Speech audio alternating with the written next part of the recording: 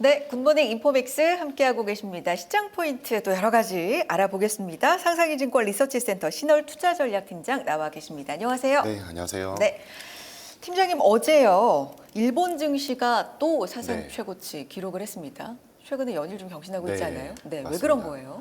어제도 제가 나와서 네. 그 전전일에 그러니까요. 그랬었는데 네. 어제 역시나 또 한 번 더 오르는 모습이었고 가장 큰 이유는 악재가 딱히 없다. 네, 근데 우리는 투심을 꺾는 이제 정부의 오락가락했었던 세제 개편안. 네, 우리나라? 네. 네. 반면에 일본은 우리나라보다 미국과의 관세 협상에 대한 부분들이 그렇게 썩 좋을까? 뭐 이런 생각들을 하고 있지만 그래도 일단 그건 끝났고 그러면서 악재에 대한 부분들이 많이 소멸이 되다 보니까 투심이 상당히 더 회복할 수 있었고 그리고 좀 살펴볼 부분들은 이제 실적에 대한 부분인데요. 미국도 그렇고 일본도 그렇고 우리도 다 실적 시즌이잖아요.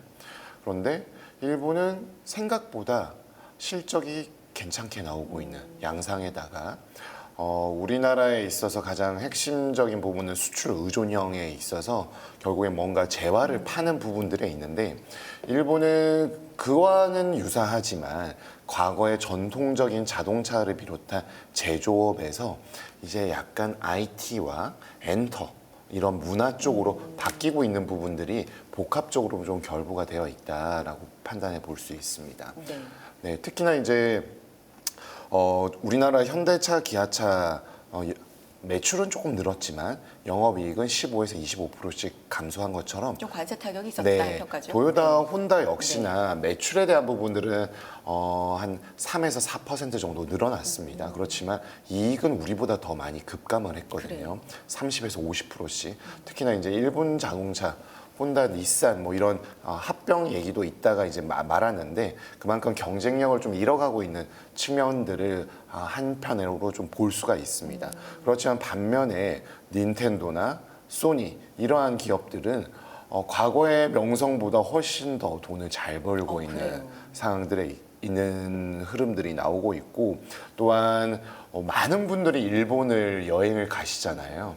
그래서 그 임시 공휴를 지정해서 국내 내수를 살리려고 했더니 일본을 내수를 살려줬다 뭐 이런 얘기를 할 정도로 정말 일본 관광이 최근 한 몇 년간 수년간 거의 일상처럼 가까이 다가왔는데 특히 우리 국민들이 진짜 많이 네 간 것도 그러다 있어요. 보니까 네. 철도나 네. 소비에 네. 관련된 부분들에 이 또한 좋아지는 흐름들이 확인이 되고 있습니다.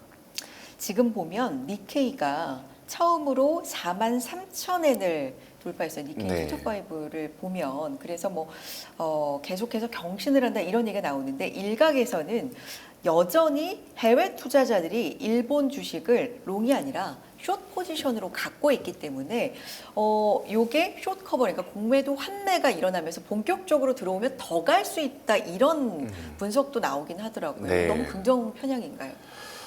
이제 그 네. 부분은 일본의 여러 가지 정책들의 네. 흐름들이 좀 상반된 측면들, 글로벌 간에 그리고 워낙에 통화 정책에 대한 신비주의, 그렇죠. 거기에다가 일본 정부 이제 지난번에 참여한 선거가 있었잖아요. 그런 부분들에 있어서 항상 자민당이나 그 여당이 이겨줘야 되는데 거기에서도 조금 이제 이변이 생겼던 그런 것 때문에 그런 얘기가 나오는 것을 볼 수 있는데 사실 일본의 흐름들은 만약에 일본 중앙은행이 내년 초에 금리 인상을 바라보고 있지만 어느 정도 조금 속도가 빨라질 수 있는 부분들, 엔캐리 트레이드 청산에 대한 부분들이 있다라면은 이는 사실 수급적인 측면에서는 일본 증시에는 긍정적이라고 볼 수가 있겠죠. 일본 국내로의 자금 유입에 대한 부분이 있겠지만 그것만으로 과연 이제 일본을 바라보는 펀더멘탈과 수급의 여건들이 만약에 투심이 꺾인다, 일본 금리 인상으로 그렇다면 그게 어느 정도 일부 상쇄가 될 수가 있거든요.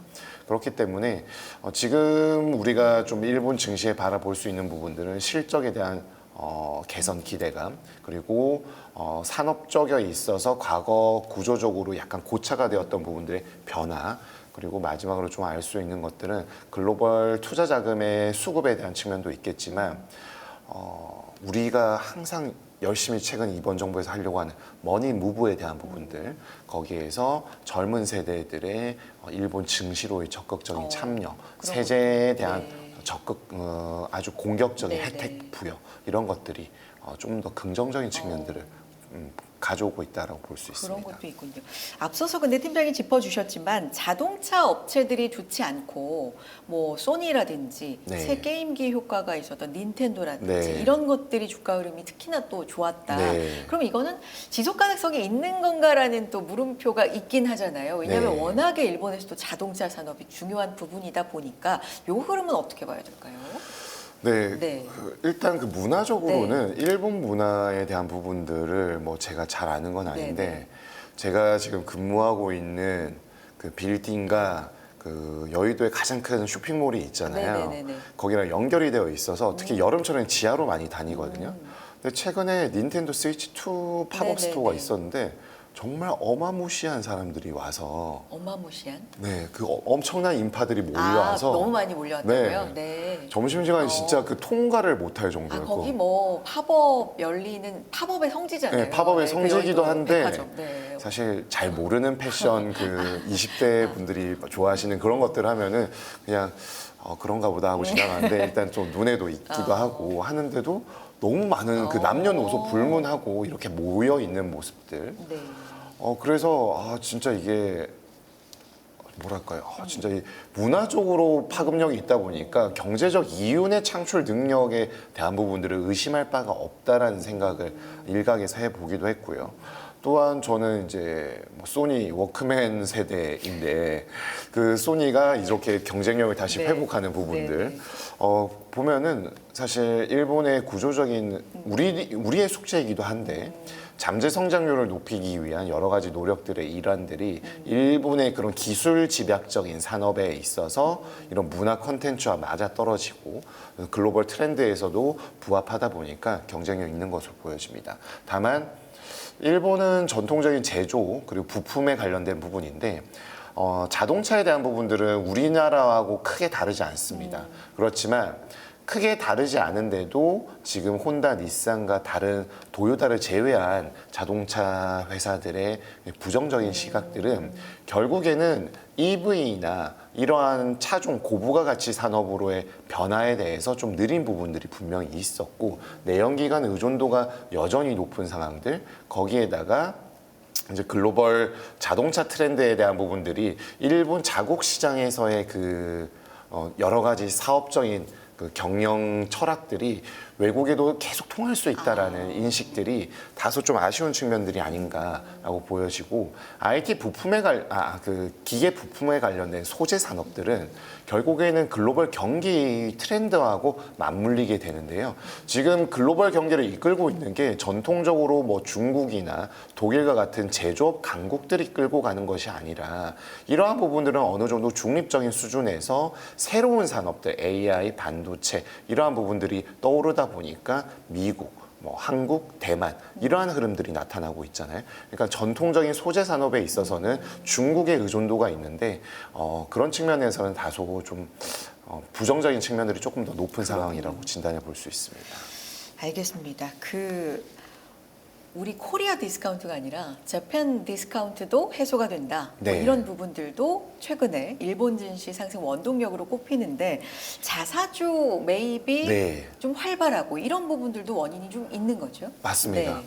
특히나 이제 우리도 이제 네. K 밸류업을 많이 네, 했었는데 네, 이게 그렇죠. 일본의 사례를 좀 벤치마크했다라는 그런 그때 얘기가 많았어요. 스토리가 작년에. 많이 네, 네. 언급이 되었었잖아요. 그 상황들을 살펴보게 되면 우리보다 조금 몇 년 전부터 네, 네. 했었고 우리도 역시나 10여 년 전부터 했었지만 본격적인 드라이브는 이제 2년 정도 되어 있다가 약간 또 용두삼이 되다가 요즘에 다시 올라오는 모습들인데 일단 23년도 3월에 도쿄증권거래소는 PBR 1배 미만 기업은 자본 효율 개선 계획을 공개하라고 직접적으로 압박을 넣으면서 요구를 했습니다. 그러다 보니까 그 당시에 일본 기업의 절반 이상이 PBR 1배가 안 되는 상황이었는데 그걸 타개하려고 하다 보니까 여러 가지 노력들이 있었는데 가장 좋은 게 막대한 현금을 보유하고 있는 일본 기업의 특성, 특히 부채를 잘 안 쓰는 특성들이 있다 보니까 현금에 대한 부분들 투자를 할 것인가 어떤 식으로 할까 고민을 하다가 일단 맞닥뜨린 압박에 자사주. 호응을 해야 되니까 아. 자사주 매입을 네. 적극적으로 했었던 것들 분명히 있다라고 볼 수 있습니다. 그러면 좀 우리도 왜냐하면 비슷한 상황에 있는 부분도 있고 뭐 관세라든지 네. 자동차라든지 그리고 여러 가지 좀 체질을 바꿔보고자 하는 노력들 그러니까 좀 보고 느낄 점도 있어 보여서 일본 증시가 네, 최근에 그렇죠. 이런 부분들 좀 짚어볼 필요가 있을 것 같네요. 아까 젊은층 투자 참여 확대라 그랬는데 이게 좀 많이 늘었나 봐요. 네. 네. 특히나 그 우리도 이제 네. ISA를 관심 가지신 분들이 그렇죠. 많으시고 네. 연말 되면 더 관심을 맞아요. 가지셔서 그 연말 정산을 절세, 네. 하시는데 이제 일본은 NISA라고 해서 이 부분들을 더 적극적으로 밀고 있고 또한 젊은 층의 투자 확대를 견인하기 위해서 소액 투자자들에 대한 세제 비과세 혜택들을 더 많이 부여를 했습니다. 그러다 보니까 이게 젊은 층 그리고 신규로 이제 신입 같은 이제 뭐랄까요 경제활동 참가를 이제 막 한 하는. 세대들을 네네. 소득도 작고 네네. 자산 규모도 작을 수밖에 아무래도 없잖아요. 그렇죠. 그런데 그런 새로운 경제 활동 인구들이 이 예금 시장에만 있는 것이 아니라 머무는 것이 아니라 어차피 투자도. 우리는 네. 지금 어렵다. 그럼 네. 투자를 해야 되는데 이런 세제 혜택이 있다 보니까 상당히 이제 관심들을 많이 가지는 일본 국민들이 그 근면성실하고 되게 이제 위험 회피 성향을 나타내고 하는 부분도 우리 익히 많이 알고 있잖아요. 그런데 최근에는 많이 바뀌고 있고 뭐 우리나라 청년과 크게 다르지 않은 것 같습니다. 뭐 예금으로는 돈 안 된다. 이제 투자를 해야 된다. 그런데 투자를 하는 데 있어서 여러 가지 것들을 해보겠지만 일단 비과세라는 거는 그래요. 그 정부가 네. 나라가 돈을 안 가져간다라는 네, 네. 그런 컨셉이기 때문에 상당히 세후 수익률 측면에서 좋고 거기에다가 일본 증시가 그래도 상당히 비교적 견조하게 오르는 모습들이다 보니까 여기 넣으면 돈이 된다라는 인식을 많이 한 거죠. 우리나라는 올해 이제 약 30% 정도 주가가 상승을 했는데 그 전까지는 상당히 그 국장에 대한 회피 성향이 강했었잖아요. 그런데 이제 일본은 조금 그런 측면들과 상이한 측면들이 있어서 최근에 이제 젊은 세대들의 그런 투자 그리고 관련되어 있는 향후 이제 연금과 관련된 부분 역시나 좀 증시에서 많이 머물다 보니까 금융 자산의 비중이 상당히 올라가는 흐름들이 나타나고 있습니다. 그래서 일본 20대 투자자 비중이 3년 새 3배가 급증했다. 뭐 네. 이런 것도 최근 시장에도 좀 영향이 있다. 자, 일본 시장 왜 이렇게 좀 잘 가고 있나 이런 부분들 좀 짚어봤고요. 중국 얘기로 넘어가 보겠습니다. 어제 이 소식 듣고 헝다 얘기 안 한 지 좀 됐잖아요. 네. 중국의 헝다, 완다, 네. 위기다. 부동산 위기, 중국 경제까지 엄청나게 뇌관이다, 번진다, 뭐 이런 얘기를 한 몇 년 전에 했었던 것 같은데 그렇죠. 이 헝다그룹 오는 25일 홍콩 증시에서 상장 폐지된다. 이거 어떻게 된 네. 일입니까? 네, 뭐 네. 계속 있었던 일인데 그렇죠. 이제 시장에서 이제 퇴출되는 그런 수순을 밟게 되고 저는 그 아무래도 남자분들이 축구 네. 좋아하시잖아요. 네, 네. 그때 중국 프로리그로 진출한 한국 국내 선수들이 많아서 알게 모르게 이제 무의식적으로 중국의 프로축구를 좀 보게 되면은 오. 한 10여 년 전에는 지금 언급되는 기업들의 그 메인 스폰서들이 되게 많았어요.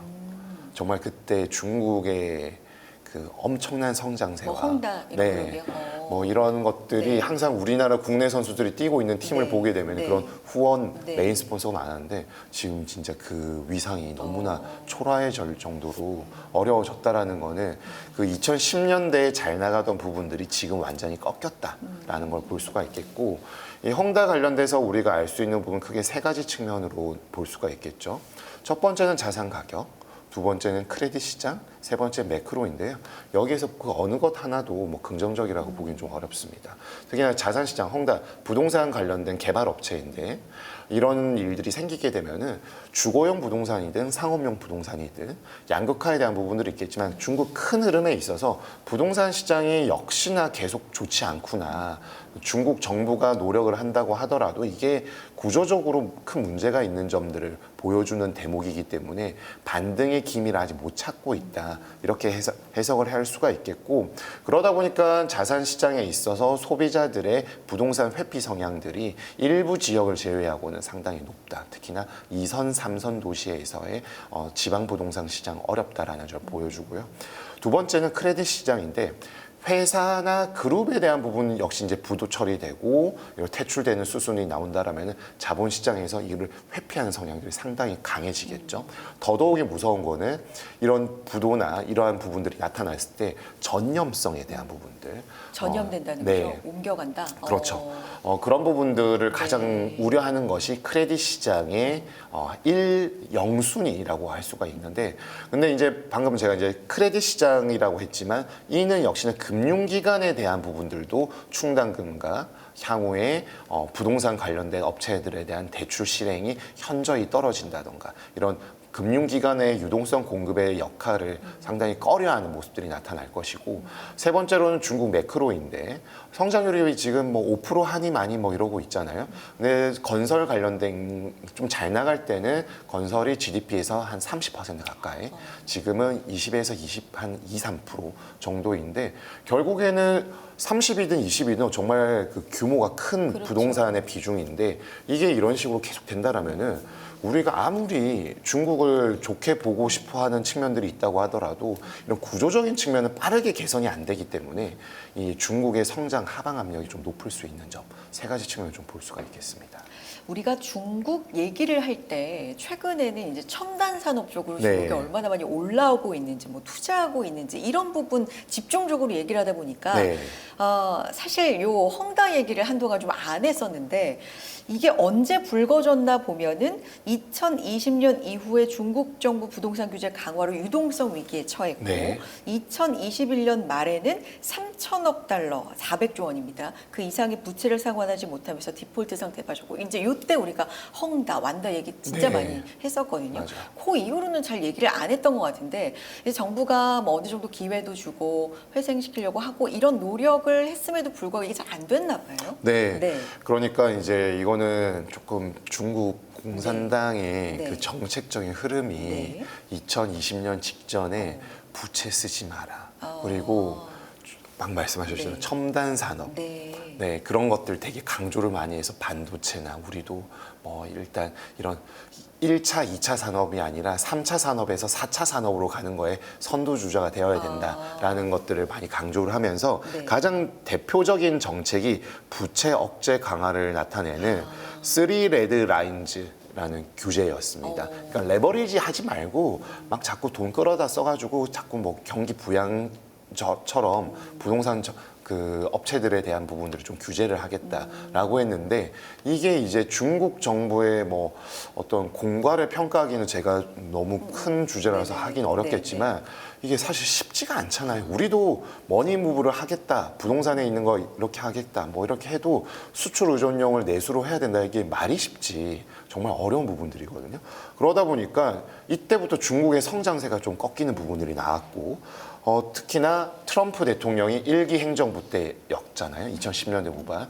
그러니까 미중의 무역 분쟁이 글로벌 패권 경쟁으로 가게 되면서 이 미국의 중국에 대한 견제의 수준이 아니라 거의 공격으로 가다 보니까 중국이 떠올랐는데 미국이 저렇게 마음 먹고 세계 2위 국가를 때리니까 정말 중국이 좀 어려워지는 부분들 나타났고 마지막으로 이제 코로나 팬데믹 때 이러한 부분들이 같이 결부가 되면서 중국에 대한 이제 매크로 경제 성장에 대한 부분이 많이 둔화가 되었죠. 그러면서 이제 21년도에 헝다 디폴트 채무 불이행이 나왔었고 22년도에는 이제 왕커 비구이 위안에 대한 부분들 나오고 한 2, 3년 정도 이런 부분들이 있다가 결국은 해결이 안 됐습니다. 그리고 시진핑 정부에서는 한 23년도, 24년도부터 조금씩 부동산에 대한 금융 규제, 세제 혜택들을 주었지만 시장 참가자들의 투심을 바꾸기는 어려웠고 그런 부분들이 이 중국 기업에 대한 회생으로까지도 이어지지도 않았을 뿐더러 아무래도 이거는 이제 중국의 그 거대한 그룹 그 윗분들 이게 정책에 다 연결이 되어 있는데 뭔가 좀 다른 부분들도 분명히 있다라고 우리가 추론해 볼 수가 있겠죠. 근데 이제 이런 부분이 그때 당시에도 굉장히 큰 화제가 됐던 건 뭐냐면 중국의 경제 구조 중에 우리하고 좀 비슷한 점을 찾아본다면 부동산 비중이 중국도 상당히 높다는 거예요. 네. 그래서 부동산이 망가지면 중국 경제가 정말 휘청일 수 있고 워낙에 이게 뇌관이 될 수 있다라는 부분 때문에 우리가 많이 이 얘기를 언급을 했던 건데 네. 지금 헝다가 이렇게 되는 요 사태는 이미 좀 알고 있었던 거니까 타격이 좀 덜할까요? 아니면 연쇄적으로 역시나 큰 영향이 있을까요? 좀 크게 본다면. 네, 네. 그 영향력은 제한적이라고 보는 게 그래요? 맞겠고요. 시장에서 이제 퇴출되는 것이지만 이미 있었던 이슈였고요. 아. 더 지금 확산되는 모습들은 나타나지 않고 있기 그래요? 때문에 네. 아무래도 큰 불은 좀 잡혀 있지만 잔불 처리에 있어서 다소 시간이 걸리고 아직 뭐 완벽하게 진화가 된 것도 아닌데다가 중국의 경제적인 어려움들 분명히 내재하고 있는 상황이기 때문에 당분간 이런 소강 상태가 좀 이어질 가능성이 좀 더 높다. 그렇지만 확실한 거는 중국 정부의 재정 건전성도 예전 같지 않고 토지 매각을 통해서 지방세의 세수를 확보해야 되는 지방 정부의 입장이 어렵다 보니까 여기에서 나온 세수로 뭐 기본적인 살림살이도 하고 투자도 할 수 있고 중국 정부가 좀 완만하게 잘 돌아가야 되는데 이렇게 지방이 멈춰 있으면은 중앙 정부의 역할이 더 중요해지나 중앙 정부는 그들 나름의 지금 엄청난 파고를 대응. 산재돼 있는 산적해 네. 있는 이슈들이 너무 많죠. 네, 그러니까 이게 지금 한 축으로 몰려 있는 측면들이 중국 정부의 애로상을 네. 보여주는 것으로 볼 수 있습니다. 알겠습니다. 자, 우리 얘기 좀 해볼까요?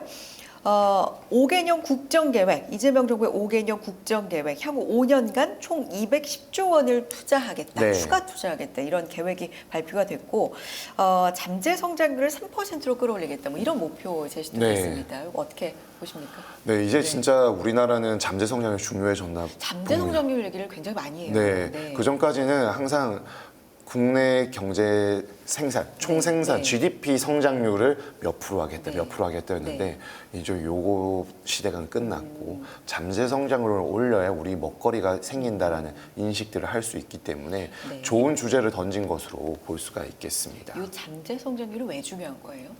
결국에는 인플레도 아니고 네. 경기 과열도 아닌 상황에서 안정적으로 갈 수 있는 우리의 체력, 할 수 있는 능력을 보여주는 것인데 이게 계속 떨어지고 있다라는 거는 결국에 우리의 역량 개발이 이제 힘이 든다라는 점을 보여주는데 특히나 잠재 성장률의 핵심 구조를 세부적으로 나누어 본다라면은 이제 생산성이 좋아야 되겠고요. 그리고 설비나 인프라 등을 토대로 전반적인 자본 축적 관련된 속도가 두 번째로 중요하겠고 가장 핵심은 우리나라에 있어서는 노동 투입량입니다. 그냥 일을 많이 하라는 게 아니라 일을 할 수 있는 인력들이 남녀노소 연령층 고르게 있어야 되는데 지금은 2차 베이비 부머 세대들이 가장 많아서 며칠 전에 기사를 보게 되니까 신입 사원 주임보다 부장님들이 부장님이. 더 많아졌다. 요건데 아무래도 생산성의 향상 속도는 신입, 주니어들이 더 빠르죠. 그러다 보니까 이건 역시나 이제 매크로적으로 본다면 저출산 고령화의 직격탄을 받고 있다. 인구 구조가 네, 변하니까 볼 수가 있다라고 하는데 어제 나온 이제 국정기획위원회에서 네. 나온 이 우리 앞으로의 방향성에 대한 부분들은 이 노동 투입량에 대한 부분은 복지로 아마 생각을 하고 있어서 잠재 성장률의 어떤 언급은 좀 덜 했던 것 같고요. 네. 아무래도 이 뭐 AI 3대 강국 뭐 이런 것 재료들 나왔는데 이건 생산성 증가율 그리고 뭐 210조 원 투자 이런 것들을 자본의 축적 속도를 조금 더 가속화시킬 수 있는 정부의 역할을 강조하는 것으로 볼 수가 있겠습니다. 그러다 보니까 지금 OECD 한국은행은 약 2% 정도로 보고 있고 OECD는 처음으로 2%를 하회하는 한국의 잠재 성장률을 제시를 했는데요. 이 자본의 투자를 통해서 잠재 성장률이 급격하게 올라갈 가능성은 상당히 제한적이다. 볼 수 있습니다. 다만 이제 캐치프레이즈를 그렇게 건달한 건 우리의 목표를 나타내는 그렇죠. 것이니까 나쁘다라고는 볼 수는 없으나 현실적으로 우리가 금융 투자를 이제 투자자분들의 입장에 있어서는 잠재적으로 3%가 되기 위해서는 구조적인 변화가 나타나야 되고 대부분의 선진국들이 잠재 성장률이 떨어지고 있는데 유독 오르는 나라가 한 군데 있습니다. 어디예요? 미국입니다. 아. 네, 미국은 생산성도 높고 자본의 투자, 그러니까 전 세계와 미국의 투자가 유입이 되고 있고요. 결국에 미국의 투자라는 거잖아요, 지금. 바이든이나 트럼프나. 그리고 마지막으로는 이 아메리칸 드림을 일구기 위해서 막대한 인구가 유입이 계속되고 있고 그 유입된 인구가 저출산과는 거리가 먼 그런 네네. 계층들이 많다 보니까 인구의 성장 속도가 굉장히 빠르죠. 그러니까 그 선진국에서도 가장 압도적인 국가라고 할 수 있는 미국의 잠재 성장률은 오히려 팬데믹 전까지는 좀 떨어졌지만 2020년 이후부터는 다시 올라가는 모습들이 나오고 있어서 이러한 부분들을 본다라면 우리의 앞길에 대한 부분들을 좀 보여주는 대목이라고 볼 수가 있겠습니다. AI 3대 강국, 뭐 에너지 고속도로, 바이오 헬스, 신성장 네. 능력 뭐 이런 것들이 좀 포함이 됐는데 어쨌든 우리가 나아가야 할 방향을 제시했다는 점에서는 굉장히 의미가 있고 뭐 네. 자본 투입도 의미가 있지만 자본을 투여하는 것만으로 잠재 성장률을 3%까지 올리는 건 조금 한계가 있어 보인다는 말씀이세요? 네, 그렇죠. 아무래도 이제 돈이라는 거는 잘 효율적으로 잘 사용이 되어야 되는데 그런 측면들은 정부가 앞장서는 것도 마중물 역할. 어제 대통령께서도 말씀을 하셨죠. 이제 재정 돈 없다고 안 쓸 수도 없지만 지금 취약하다라고 한 거는 정부가 마중물 역할을 하겠다라는 거지만 결국에는 민간에서 어느 정도로 이걸 효율성을 올려주느냐에 대한 부분이고 정부와 민간, 기업과 가게 모두 저출산 고령화 그러니까 인구 구조에 대한 적극적인 변화가 담보되지 않는다라면은 잠재 성장률 하락세가 제어가 걸리기 쉽지 않다. 왜냐하면 우리나라의 지금 기여도를 보게 되면은 인구 구조, 제가 말씀 노동력에 대한 부분이 잠재 성장률 하락에 관련해서 50% 이상을 차지하고 있기 때문에 이 절대적인 비중을 차지하고 있는 요소에 대한 고민이 부재하다라면은 계속해서 우리 성장세는 꺾일 가능성이 높다라고 볼 수 있습니다. 한국은행도 이 인구 구조 뭐 이런 네. 얘기 굉장히 반복적으로 좀 많이 네, 강조를 맞습니다. 하는데 참 어려운 문제 같아요. 그렇죠. 네, 그래서 뭐 그 미국 같은 경우에 중립금리나 잠재성장률 보고서들을 찾아보게 되면은 생산성에 관련된 부분이 되게 많아요. 왜냐하면 인구에 대한 고민을 별로 안 하거든요. 거기는 너무 많이 유입이 되니까 네. 이거를 막겠다라고 하는데 우리나라 한국은행의 보고서를 보게 되면은 내용은 이해가 가면서도 막 걱정이 될 정도죠. 인구에. 쉽게 바꿀 수 없는 그러니까요. 부분이긴 하니까. 그러다 보니까 이거는 사실 네. 전 경제 주체들이 네. 다 같이 노력을 해줘야 되는 상황이 네. 있다 보니까 좀 어려운 측면들이 있지 않을까라고 생각이 됩니다. 알겠습니다. 오늘 여기까지 듣도록 하죠. 상상이증권 리서치센터 신월투자전략팀장 함께했습니다. 팀장님 고맙습니다.